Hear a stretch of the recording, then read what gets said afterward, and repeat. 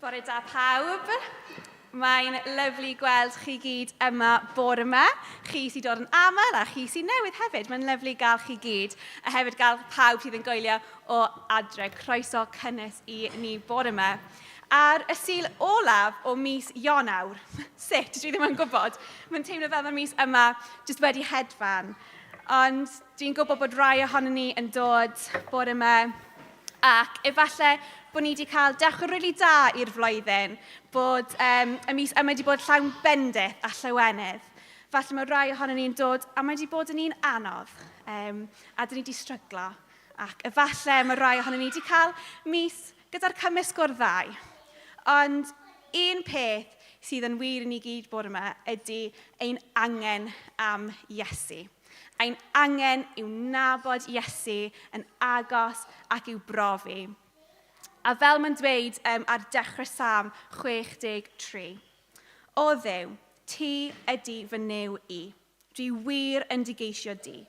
Mae fy enaid yn sychedu amdanat. Mae fy ngorff yn deheu amdanat. Fel tir sych ac anial heb ddŵr.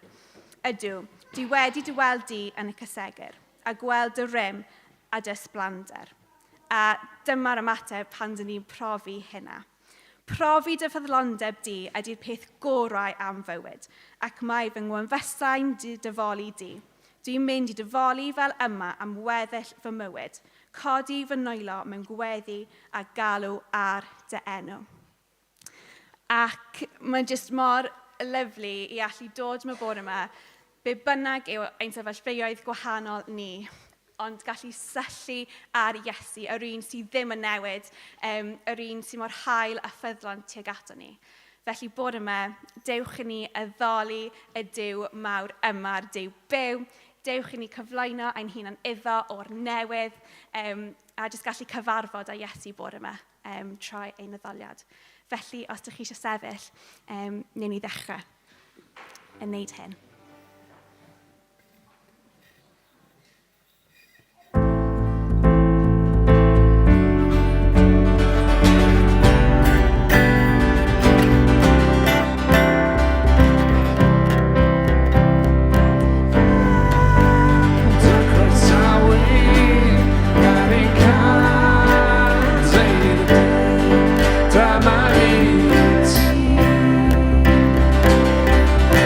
Money.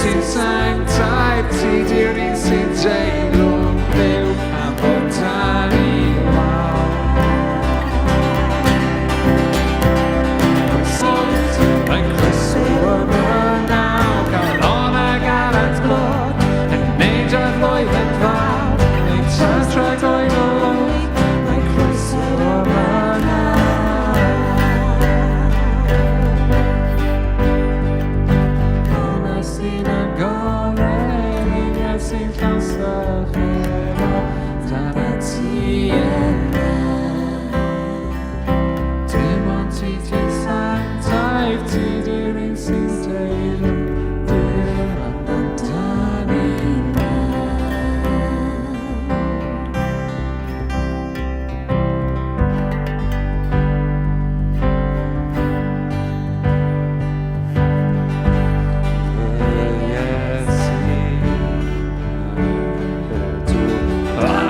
Does neb fel ti, deilwng yn wir.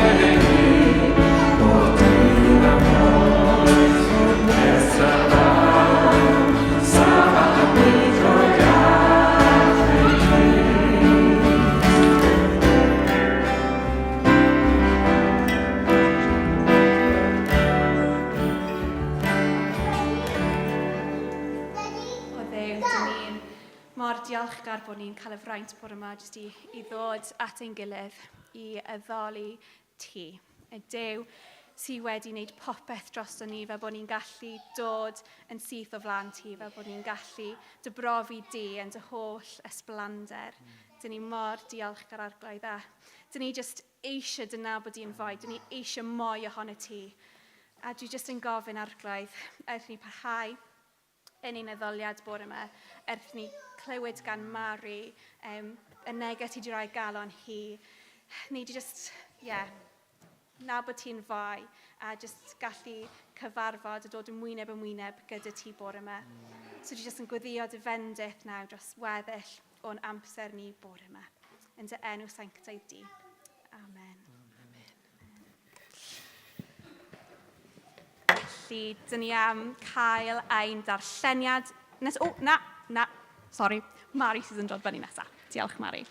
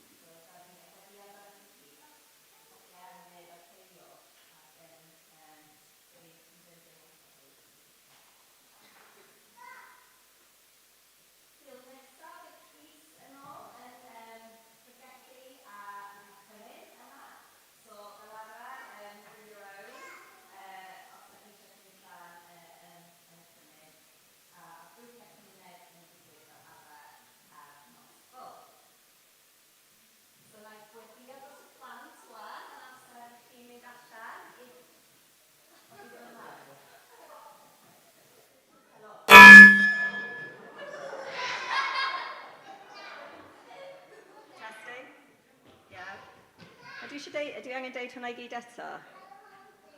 Na. It's not working, no. O'n I jyst yn deud, dwi wedi deud, da ni'n cyd-ymdeimlo'n dwys iawn gyda Arwel a'r teulu. Yeah, it's working now. Ar ôl I mam Arwel marw bore dydd Gwener, a da ni'n gweddio dros y teulu yn y cyfnod anodd yma. Mae Rhys yn pregethu wythnos nesaf, mae yna cymyn yma, a gyda Covid, y sefyllfa Covid fel mae o, da ni'n dod â pethau'n hunan i cymryd y cymyn. Grwpiau cymuned yn digwydd fel arfer nos Fawrth. Ac wwan, mae'n amser i'r plant fynd allan. So, dwi jyst am gweddi amdano chi, a wedyn diolch yn fawr iawn i Elin ac Iwan sydd am bod gyda'r plant bore yma. So, Duw, da ni'n diolch am y plant yma. Da ni'n diolch bod nhw yma bore yma. Da ni'n diolch bod nhw yn cael y cyfle i dysgu amdano ti a tyfu mewn perthynas gyda ti. A da ni'n gweddi o bendith dros eu amser nhw lawr grisia rwan. A bendith dros y rhai sydd yn arwain a dysgu nhw yn enw Iesu. Amen. Iawn, so ta pantos.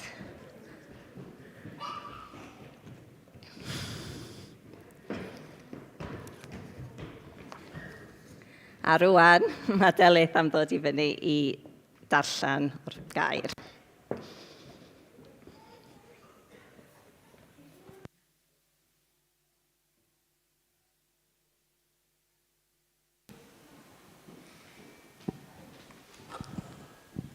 Ti'n rhan gweithio? Ne.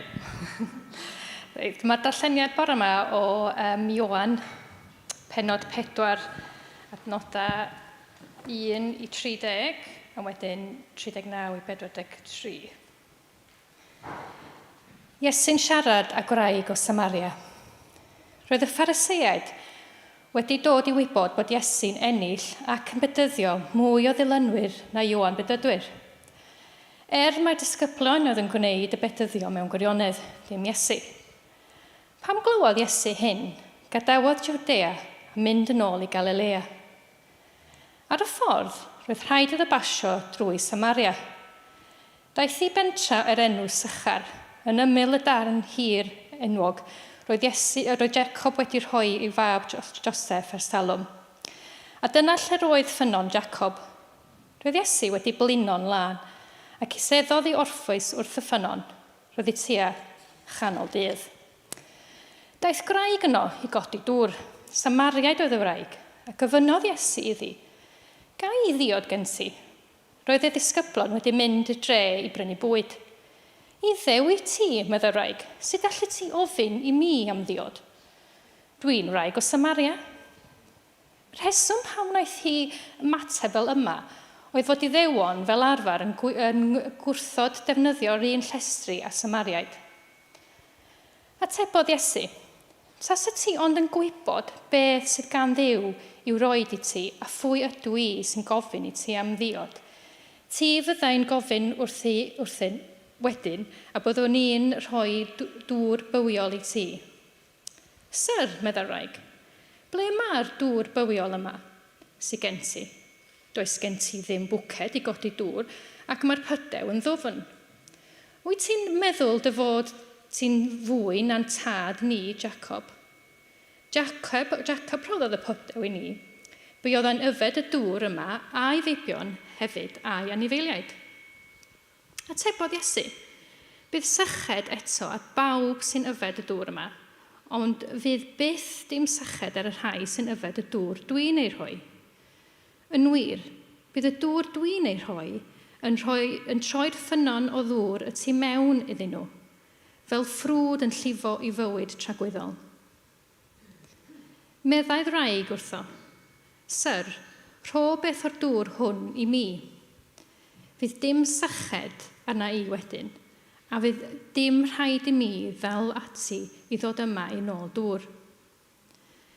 Yna, dwedodd Iesu wrthi, dos, i nôl dŵr a thyd yn ôl yma wedyn.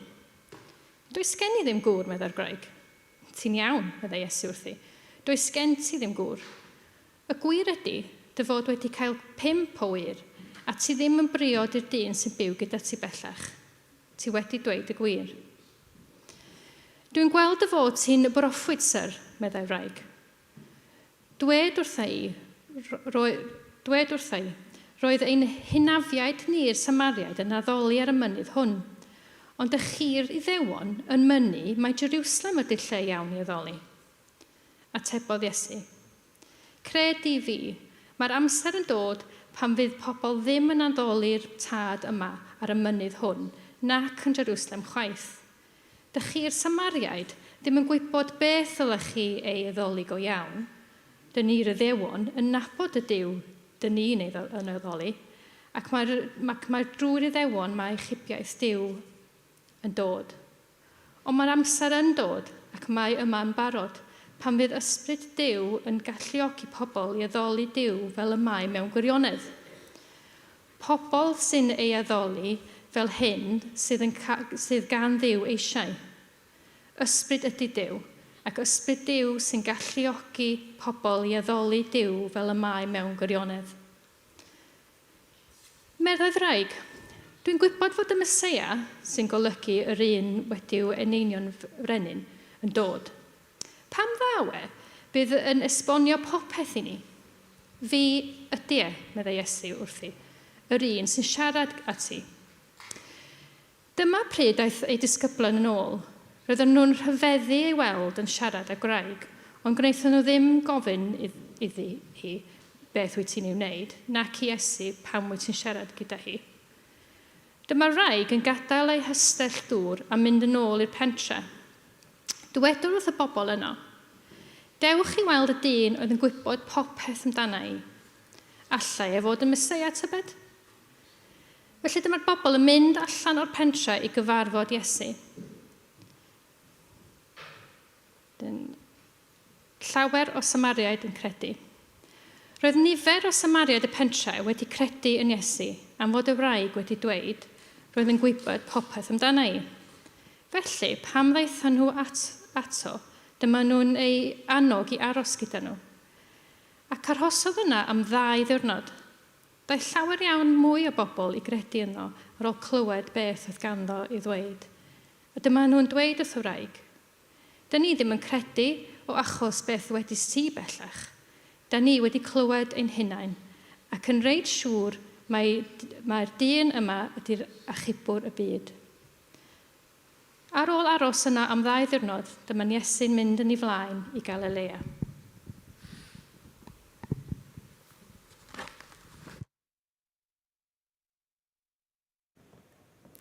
Diolch yn fawr iawn, Deli. A mae darlleniad hir yna, ynddo? So, da ni'n cario ymlaen bore yma, gyda'n thema ni tymor yma, cyfarfod Crist, profi'r wefr. A mae hwn wedi cael ei ysbrydoli gan Salm 51, pan mae Dafydd yn deud, gad i mi brofi'r wefr eto, o gael dy achub gan ti. Mae'n gweddio hyn. Ac yn y cyfres yma, da ni'n edrych ar sawl person yn y Beibl lle mae Iesu'n cyfarfod gyda nhw. Maen nhw'n cyfarfod Iesu a maen nhw'n profi'r wefr. Maen nhw'n profi gwefr a maen nhw'n profi trawsffurfiad yn eu bywydau nhw. Mae bywydau nhw'n cael ei newid oherwydd bod nhw wedi cyfarfod Iesu. Ac wrth ni edrych ar y hanesion yma, ein gweddi ni ydy bydden ni'n hefyd yn cael ein trawsffurfio a bydden ni hefyd yn profi'r wefr o nabod Duw, nabod Iesu. A bore yma, da ni am edrych ar y hanes diddorol yma o'r wraig o Samaria. A mae gen ni 5 rhan i'r sgwrs bore yma.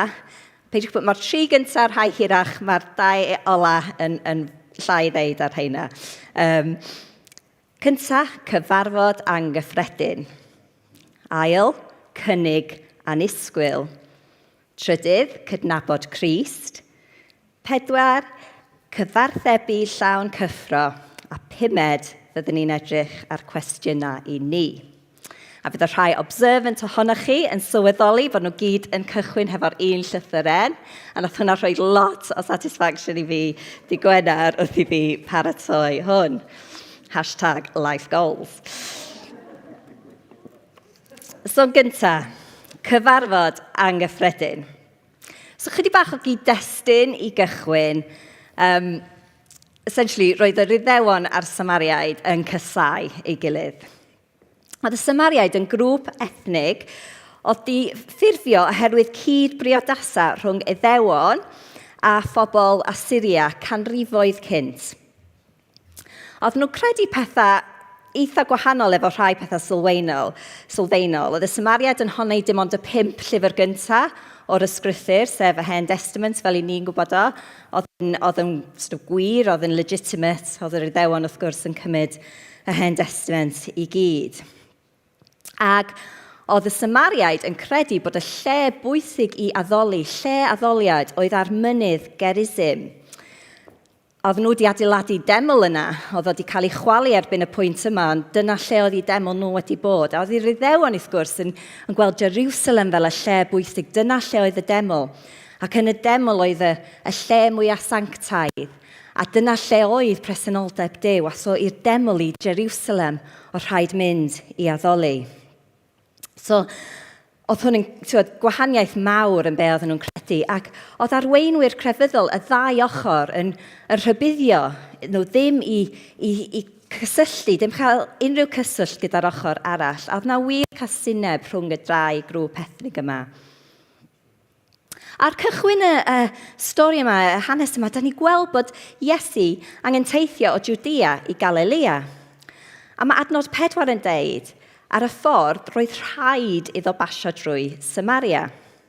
Wel, mae'r rhaid yma yn ddiddorol, a doedd o ddim oherwydd daearyddiaeth.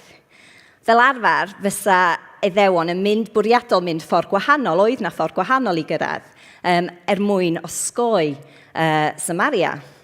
So mae'r rhaid yma, ddim oherwydd dyma'r ffordd o rhaid efo mynd, oedd na ffordd arall. Oedd y rhaid oherwydd cenhedaeth Iesu yn hytrach na daearyddiaeth. Ac wrth i ni dallan ymlaen yn gweld y hanes, oedd y rhaid oherwydd oedd Iesu isio cyfarfod y dynas yma. Dyna pan oedd rhaid iddo mynd trwy'r ardal yma. So yn adnod 6 i 8, da ni'n dallan oedd Iesu wedi blino'n lan ac eisteddodd i orffwys wrth y ffynon. Roedd ei tua chanol dydd. Daeth gwraig yn ei godi dŵr. Samariaid oedd o wraig, a gyfynodd Iesu iddi gau ddiod gen ti. Roedd ei ddisgyblion wedi mynd i'r dre i brynu bwyd. O'n i yn arfer gweithio i dwi dal yn gweithio i TFN, ond blynyddoedd yn ôl, nes i gweithio ar dŵr a glanweithdra am tua 5 mlynedd. A dysgu lot am yr issue yma. Dim o'r ochr technegol, peidiwch gofyn i fi drilio borehole na dim byd fel yna, ond ar yr ochr policy. Ac nes i dysgu dipyn am y ffenomenon yma sy'n dal i ddigwydd heddiw. Miliwn o bobl rownd y byd heddiw gorfod cerdded i ffwrdd o'i tai nhw i nôl y peth hollol hanfodol yma, sef dŵr. A mae'na sawl beth sydd yn eitha universal ar draws y byd pan mae'n dod i nôl dŵr. Y peth cyntaf ydy gwaith merch ydy. Merched sy'n neud y gwaith yma, y mwyafrif o diwylliannau. Yr ail peth, mae o'n gwaith galed. Oedden ni yn mesur bod merched yn aml yn cario 20 kilogram ar eu penna nhw, weithiau'n cerdded am filltiroedd i cael hyn. Trydydd, mewn climate sy'n South Poeth, mae merched tueddu mynd yn gynnar yn y bore ar adag mwyaf cŵl o'r diwrnod. Sa'n mynd canol dydd ddim yn digwydd mae'n rhy boeth i'r gwaith corfforol anodd yma. A'r pedwerydd, mae merched yn tueddu mynd mewn grŵp. Mwyn diogelwch, safety in numbers, ond hefyd mwyn cymdeithasu a cael sgwrs. So wrth i ni dallan hyn, wrth i ni sbio ar y stori yma, mae yna sawl peth sy'n neidio allan fel reit odd. Mae Iowan yn dweud bod hi'n cadw dydd. Felly yr amser mwyaf poeth, da ni'n gweld mae Iesu di blino, dydy, mae'n gorfod eistedd lawr, mae mor poeth. A mae'r dynas yma ar ben ei hun. Pam? Wel, mae'n debyg wrth i ni dallt y stori gyd a dallt y cyd-destun, mae'n debyg bod y dynas yma wrth y ffynon ar ben ei hun yn canol dydd yn y gres, oherwydd bod hi'n trio osgoi bobl. Oherwydd mwy na thebyg, oedd hi wedi cael ei gwrthod gan y cymdeithas. Oedd hi'n socialist. A so dyma hi ar ben ei hun wrth y ffynon. So just i recap sydyn, mae Iesu wedi mynd allan o'i ffordd i gyfarfod rywun. Pwy? Un dynas. Roedd hyn yn cyd-destun eithriadol o batriachaidd. Doedd dynion Iddewig ddim yn siarad hefo merched. yn cyhoeddus, dim hyd yn oed i gwragedd nhw. Okay? So mae'n anodd i ni dall yn cyd-destun yma, ond mae'r ffaith bod Iesu yn siarad hefo dynas yn mor countercultural. Dim just dynas o Samaria. Fel mae'r testun yn deud, oedd yr Iddewon yn gweld pobl o Samaria yn aflan. Oedd y dau grŵp yn cysau gilydd. So dynas o Samaria a dynas ar gwylod gymdeithas. Social outcast. Os yna problem efo'r sŵn, di o'n iawn? Di o'n okay? Yndi, yeah, lovely. A dwi wir braidd yn uchel.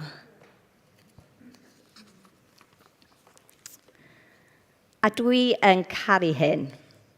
Mae Iesu yn croesi ffiniau dydy, ffiniau hiliol, rhywiol, cymdeithasol. Mae'r barriers ddim yn barrier i Iesu. Mae o'n croesi nhw mwyn rhannu gwirionedd gyda hi. So symud ymlaen i'r ail pwynt, cynnig annisgwyl. So mae beth sy'n dilyn wedyn yn y testun hir yma, y drafodaeth diwynyddol hirach un mae Iesu'n cael hefo rwy'n sydd wedi cael ei recordio yn yr ysgrysur, yn yr Efengelau. Diddorol yn de.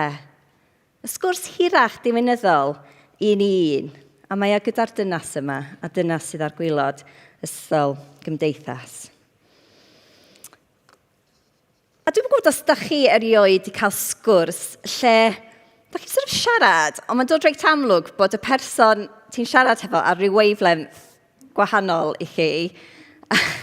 Mae'n digwydd i fi lot, dwi'n gwybod beth mae hwnna'n deud. Ond ti fel, A wedyn, dwi'n dall.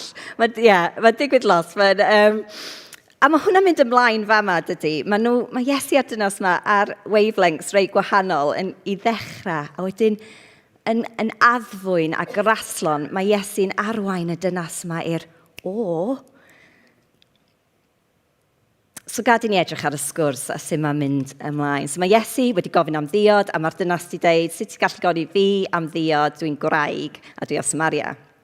So adnod 10, atebodd Iesu, tasa ti ond yn gwybod beth sydd gan Duw i roi i ti, a phwy ydw un sy'n gofyn i ti am ddiod. Ti fydda'n gofyn wedyn, a byddwn ni'n rhoi dŵr bywiol i ti. Mae'r dynas ddim yn dallt be mae Iesu deud yma. I fod yn deg, mae hynny reit dealladwy ar y pwynt yma yn y sgwrs. So, Sir, medda'r wraig, ble mae'r dŵr bywiol yma sydd gen ti? Does gen ti ddim bwced i godi dŵr ac mae'r pydew yn dwfn. Atebodd Iesu, bydd syched eto'r bawb sy'n yfed y dŵr yma, ond fydd byth dim syched ar y rhai sy'n yfed y dŵr dwi'n ei roi. Yn wir bydd y dŵr dwi'n ei roi yn troi'n ffynon o ddŵr tu mewn iddyn nhw, fel ffrwd yn llifo i fywyd tragwyddol. Waw. So mae Iesu fama yn neud claim, yn honni bod gyda fo rhywbeth, sneb arall gyda, dim ond fo sy'n gallu cynnig hyn, a mae o'n deud, mae o'n gallu cynnig bywyd tragwyddol sy'n cychwyn rwan. Mae'n sôn am y ffynon o dŵr tu mewn iddyn nhw fel ffrwd yn llifo i fywyd tragwyddol. Iachadwriaeth, bywyd. Sylwch adnod 10, mae Iesu yn cyfeirio at y dŵr bywiol yma fel rhodd. Mae hwnna'n rili bwysig. Mae'r pwyslais ar gras a haelion i Duw. Iesu sy'n rhoi y dŵr yma. Sdim byd da ni gallu wneud i ennill o. A mae'r ffrwd yn llifo i fywyd tragwyddol yn iaith o fywyd grymus yn tydi, fywyd egniol a helaeth. A dyna mae Iesu'n cynnig, dyna'r iachadwriaeth mae Iesu yn cynnig. Mae o'n deud, fo ydy ffynhonnell bywyd, a mae o'n rhoi y dŵr sy'n bodloni am byth. Dim byd arall yn bodloni ni fel y dŵr, y bywyd mae Iesu'n cynnig. A di o ddim yn deud fydd bywyd yn hawdd pan ti'n dod y Gristion? Dim o gwbl. Ond mae o'n deud, mae be mae o'n cynnig yn golygu fedrwn ni'n cael bodlonrwydd, sicrwydd, rhyddid. Dydy pethau arall mae'r byd yn cynnig ddim yn gallu rhoi i ni. A felly mae'r gwraig yn atab, Syr, rho beth o'r dŵr hwnnw i fi. Fydd ddim sychrad arna i wedyn, a fydd dim rhaid i mi ddal ati i ddod yma i nôl dŵr. Dim cweit ar yr un wavelength eto. Ond mae'n dechrau dall, mae'n dall bod yna cynnig da yma, dydy? Mae'n dall bod o rhywbeth mae hi isio, ond mae'n dal yn meddwl dŵr llythrenol mae Iesu'n sôn am. A wedyn, mae'r stori yn cymryd rhyw twist reit odd ag annisgwyl. Adnod 16-18. Yna dywedodd Iesu wrthi, dos i nôl dy ŵr, a thyrd yn ôl yma wedyn. Does gen I ddim ŵr, meddai wraig. Ti'n iawn, meddai Iesu wrthi, does gen ti ddim gŵr.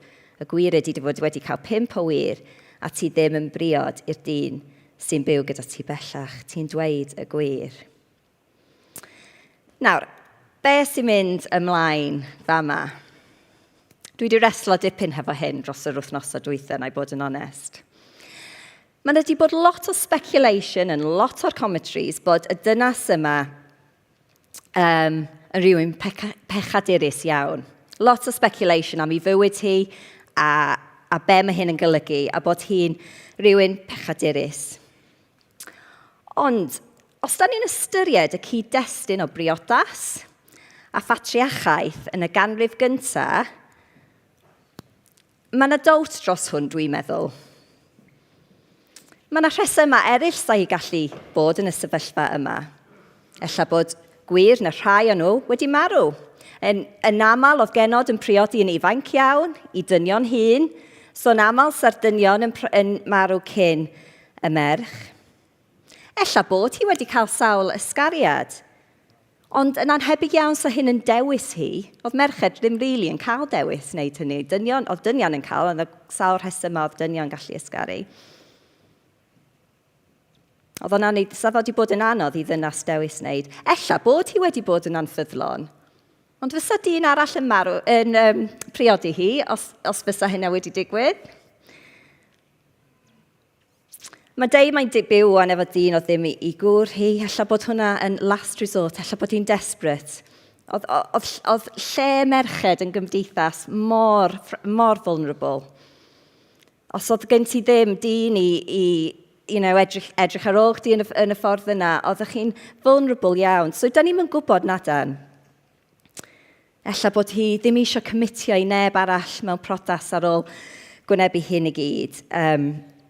Da ni ddim yn gwybod ydy'r gwir, ond dwi'n meddwl ddylion ni ddim just jumpio i conclusion bod hwn yn dynas pechadurus. Da ni'n gwybod hynny.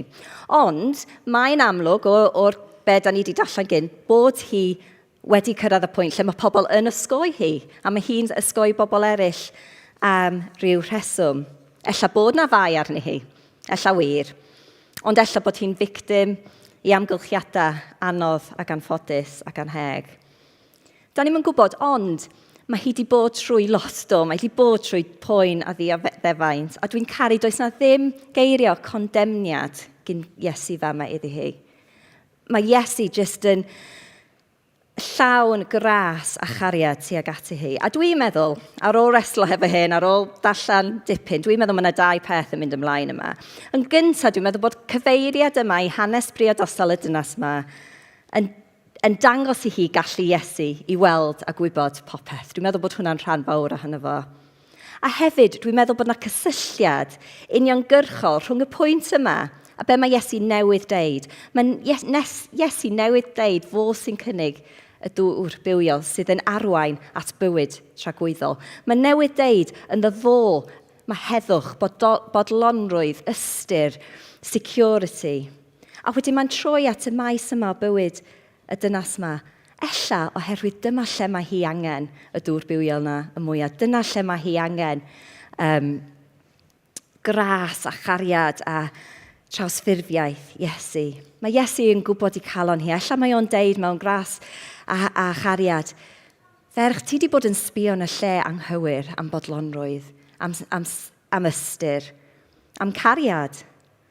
Dim ond Duw fedrith rhoi y pethau yma yn wir. A sut mae'r dynas ymateb wedyn? A dyna mynd â ni ymlaen i'r trydydd pwynt, cydnabod Crist. So'r adnod 19 i 20. Dwi'n gweld fod ti'n proffwyd, Sir, medda'r wraig. Dweud wrtho i fod roedd ein hynafiaid ni'r Samariaid yn addoli ar y mynydd hwn, ond da chi'r Iddewon yn mynd mai Jerusalem ydy'r lle i addoli. Iawn, ydy hwn yn diversion tactics? Ydy hi fel, mae Iesu wedi gofyn am love life fi, dwi ddim really eisiau siarad am hyn. Na i jyst trio taflid i fewn, theological grenade i newid y pwnc. Neu, ydy o'n cwestiwn genuine o ddynas sy'n trio dallt yr implications o be mae hi'n clywed. Trio dallt be mae Iesu yn dweud yn y cyd-destun yma, cyd-destun o Samariaid a Iddewon yn casau ei gilydd. A mae Iesu yn ateb yn glir. Dych chi'r Samariaid ddim yn gwybod be dych chi'n ei addoli go iawn, dyn ni'r Iddewon yn nabod y Duw, dyn ni'n addoli. A mae drwy'r Iddewon, mae achubiaeth yn Duw yn dod. So diolch yn dim watering down o be oedd yr Iddewon yn credu yn hyn. Ond mae'r amser yn dod ac mae'n yma yn barod pan fydd ysbryd Duw yn galluogi pobl i addoli Duw fel y mae mewn gwirionedd. Pobl sy'n addoli fel hyn sydd gan Duw eisiau. A fel roeddwn ni'n sôn yn y cychwyn, roedd yr isiw a'r lle oedd addoliad yn rili bwysig i'r Iddewon a Samariaid. A be mae Iesu deud fa yma yn hollol rhyfeddol. Cos mae o'n deud, fydd y deml yn colli i arwyddocad fel y lle ar gyfer addoliad. Mae o'n deud yn lle, mae'n deud mae'r amser yn dod, lle fydd hyn ddim yn bwysig, fydd y lleoliad ddim yn bwysig. Oedd hwn yn deud mawr iawn. Yn y Groeg, mae'r amser yn dod, y gair ydy mae'r awr yn dod. Ac yn llyfr Iowan, pob amser arall mae o'n sôn am yr awr yn dod, mae o'n sôn am farwolaeth o. A felly mae Iesu yn deud, mae'n amser yn dod, a da ni'n gwybod wwan yn edrych nôl, mae o'n amser yn dod pan fyddai'n marw ac atgyfodi. A oherwydd hynny, fydd addoliad yn newid. Oherwydd fydd y teml yn colli i ystyr ei arwyddocad. Iesu di'r deml newydd, a mae'r ysbryd glân am ddod, a'r ysbryd glân fydd yn galluogi ni i addoli. A mae o dim am lle da ni'n addoli, mae am sut, mae am beth sydd yn calonna ni. Meddai'r wraig adnod 25. Dwi'n gwybod fod y Meseia, sy'n golygu'r un sydd wedi'n eneinio'n frenin yn dod, pan ddawe fydd yn esbonio popeth i ni. Eto, di hwn yn diversion tactic to taflid rhywbeth newydd i fewn? Neu ydy'r gwir yn dechrau gwawrio? Ydy hi'n cychwyn gweld beth sy'n mynd ymlaen yma? Oedd yr Iddewon a'r Samariaid yn aros am y Meseia, yr un oedd Duw am yrru i achub ei bobl, yn llythrennol yr un sydd wedi eneinio. Ac yna mae Iesu'n ateb hi, fi ydy yr un sy'n siarad â ti. Dyma'r unig amser cyn ei dreul o flaen peilot, cyn i fel marw, lle mae Iesu'n deud yn blwnt ac yn blaen, taw fo ydy'r Meseia. A mae o'n deud o'i ddynas sydd ar gwylod ystol gymdeithas. A dyma lle, mae pethau yn disgyn i mewn i'r lle i'r dynas yma. Mae'r dotia yn cysylltu. Mae'n dall bod y dyn o flaen hi, y Meseia, yr achubwr.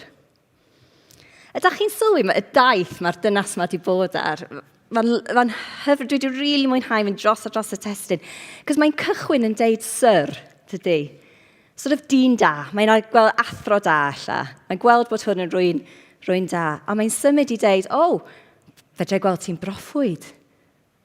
Rwy'n sydd, mae Duw di danfon alla, rwy'n sy'n dod â neges Duw. A wedyn, y Meseia, yr achubwr Duw. A mae yna pobl yn ein byd heddiw, yn gymdeithas heddiw, sydd yn dweud, wel ia, dwi'n gweld bod yna tystiolaeth gryf iawn, bod dyn o'n Iesu di byw ar y ddeiar, a mae yna. Mae'n anodd iawn edrych i fewn i hanes o deud, doedd na ddim Iesu o gwbl. So maen nhw'n credu hwnna. Mae'n siŵr jyst athro da oedd o. Oedd o'n deud pethau da. Mae yna rhai Mwslemiaid i gyd yn cydnabod Iesu fel broffwyd. Ond actually, da ni edrych ar y testyn yma, a mae'r dau ateb yna ddim yn bosib, cos mae Iesu'n deud, na fi ydy'r Meseia. A felly, yn logical, does na ddim ffordd, os mae rhywun yn deud nhw di'r Meseia, bod nhw'n gallu bod yn person da, neu maen nhw'n deud clwydda, neu gwaith. A dwi am quotio C.S. Lewis fama, cos mae o'n deud mewn ffordd lot gwell na fi. So mae hwn C.S. Lewis yn llyfr Mere Christianity. I'm trying here to prevent anyone saying the really foolish thing that people often say about him. I'm ready to accept Jesus as a great moral teacher, but I don't accept his claim to be God. That is one thing we must not say. A man who is merely a man and said the sort of things Jesus said, like, I'm the Messiah, dim C.S. Lewis did hwnna fi, would not be a great moral teacher. He would either be a lunatic on the level with the man who says he's a poached egg, or he would be the devil of hell. You must make your choice. Either this man was and is the Son of God, or else a madman, or something worse. You can shut him up for being a fool. You can spit at him and kill him as a demon, or you can fall at his feet and call him Lord and God. But let us not come with any patronizing nonsense about him being a great human teacher. He's not left that open to us. He did not intend to.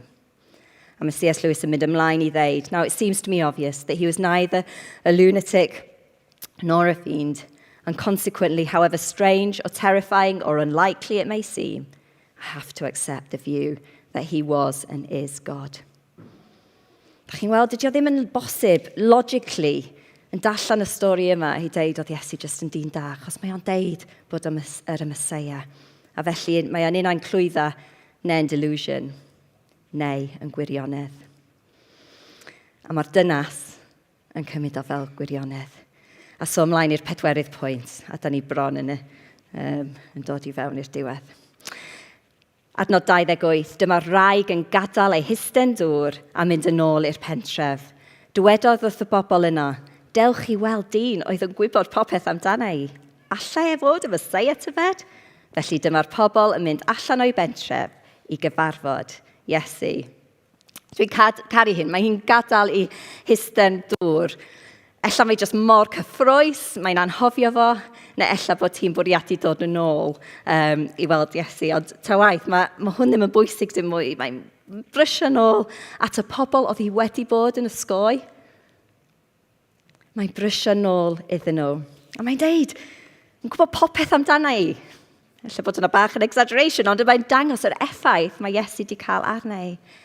Allai fod y Meseia tybed? O, mae yna hiraeth a gobaith yn y frawddeg yma. A mae'r dynas wan yn neud gwaith disgybl, dydy? Mae'n mynd yn ôl am un dyst I be mae Iesu, I profiad hi hefo Iesu.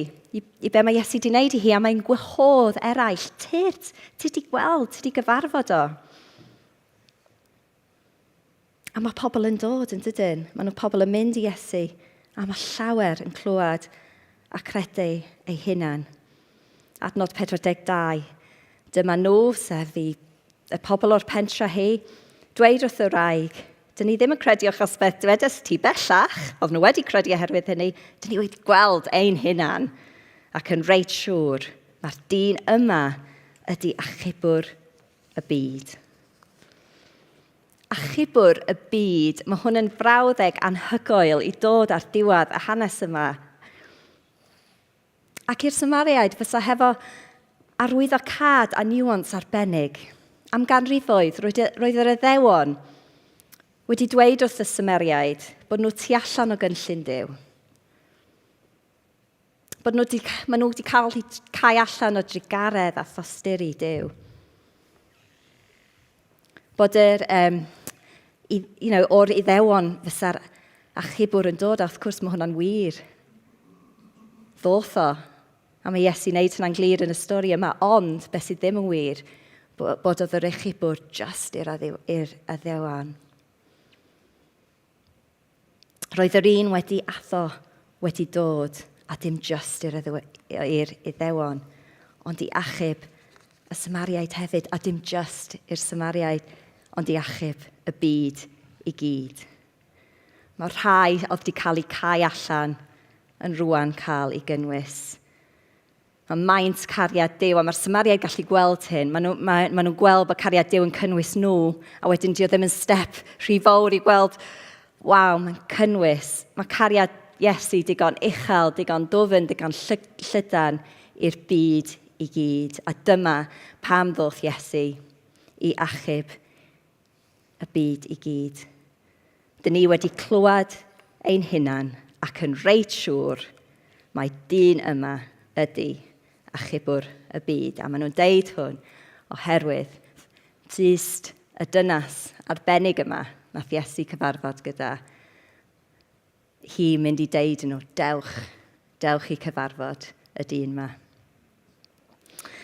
So i gloi, 5 cwestiynau i ni. Wrth i mi baratoi a gweddio am bore yma, dwi'n meddwl bod yna sawl cwestiwn yn codi i ni considro bore yma. Y cwestiwn gyntaf ydy, i rywun yma neu rywun sy'n gwrando, ella da chi wedi bod ar daith, ella da chi wedi bod mewn lle lle da chi'n fodlon cydnabod Iesu fel dyn da, ond ddim eto wedi cydnabod o fel y Meseia, fel achubwr y byd. Da chi ddim eto wedi derbyn y cynnig o'r rhodd anhygoel yma o fywyd tragwyddol sydd yn cychwyn ŵan. Ella bore yma ydy'r amser i chi wneud hynny. Yn ail, ella bod yna rhywun sy'n gwrando, sydd wedi teimlo am be bynnag rheswm tu allan i gariad Duw, bod yna rhyw bariau cymdeithasol neu hilio neu rhywiol neu rhywbeth sy'n gwneud nhw golygu dwi ddim digon dda i hyn. Dwi ar y tu allan o hyn i gyd. Mae hwnna'n iawn i'r pobl yna'n fan. Dwi tu allan i hyn. Dwi eisiau dweud bod mae hynny ddim yn wir. Mae cariad Duw i bawb. Does na ddim rhwystr, does na ddim bariau, does na ddim division. Mae Iesu ddim eisiau croesi a dod â pobl i mewn i'w deulu fo. Yn drydydd, ella bod yna pobl yma neu'n gwrando sydd wedi bod yn Gristnogion am amser hir. Ac ella pan oedden nhw'n newid dod yn Gristion, oedd nhw fel y dynas yma, oedden nhw eisiau deud i bawb, dewch i gyfarfod Iesu. Ond fel i'r blynyddoedd mynd ymlaen, ella mae'r peth o'r sil yna wedi cael ei colli. A da ni eisiau dod nôl bore yma a dweud, dwi eisiau profi'r gwefr unwaith eto, fel y dynas yma. I cael ei ysbrydoli eto, i dilyn Iesu ac i fod yn efydd iddo fo a rhannu am ei gariad gyda eraill. Ac yn pedwerydd ac ola. I ni gyd, lle mae'r divisions yn ein cymdeithas? Lle mae'r gwahaniaethau gwleidyddol, crefyddol, hiliol, cymdeithasol yn ein cymdeithas yn Gogledd Cymru heddiw? Sut ydyn ni medru bod yn countercultural fel Iesu yn torri trwy'r divisions yma? Pwy ydyn ni eisiau gwahodd, fel y dynas yn y stori, i ddod i gyfarfod Iesu? Amen. So ni'n licio gweddio wan am chydig, ond dwi'n gwahodd y band i fyny. A wedyn, os ydych chi'n gallu dechrau chwarae, na i gweddio, na ni gorffan mewn can. Ond os ydych chi'n licio sefyll wrth i fi gweddio cyn i ni mynd i fewn i'n can ola.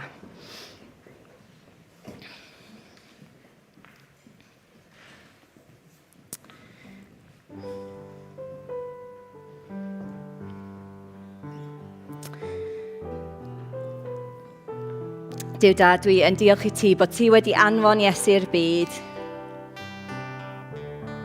A mae'r cynnig o achubaeth trwy'r Iesu yn croesi pob ffin, yn croesi pob rhwystyr. Does yna neb tu allan i gariad Iesu. Mae'n cynnig i bawb dod i fewn. A dwi'n gweddio am bawb sydd yma bore yma sy'n gwrando. A dwi'n gweddio i'r rhai sydd ella ddim wedi wneud y cam yna, cydnabod Iesu fel arglwydd a Meseia. A dwi'n gweddio fydden nhw yn gwybod faint sy'n caru nhw. A symud yn agosach i ddeud, ia, Iesu, dwi eisiau cymryd y cynnig yma o dŵr bywiol. Dwi'n gweddio i unrhyw un sydd wedi teimlo ddim digon da i fod yn rhan o hyn, a dwi'n gweddio Duw fydd nhw gwir yn gwybod bod yna croeso mor mawr yn teulu ti. Ac dwi'n gweddio bob un o'n ni i ni profi'r wefr fel y dynas bore yma. Ella am y tro gyntaf, neu ella da ni wedi profi hyn sawl gwaith eto, ond da ni eisiau eto bore yma deud profi'r werf yma a deud unwaith eto, Iesu, da ni'n caru ti, da ni yn dilyn ti, a da ni eisiau rhannu'r newyddion da gyda eraill. A dwi'n gweddio am ni fel eglwys fydden ni yn pobl sydd yn torri trwy y barriers cymdeithasol yn gwmpas ni. I rhoi cynnig i bawb yn yr ardal yma i ddod i gyfarfod Iesu. Amen.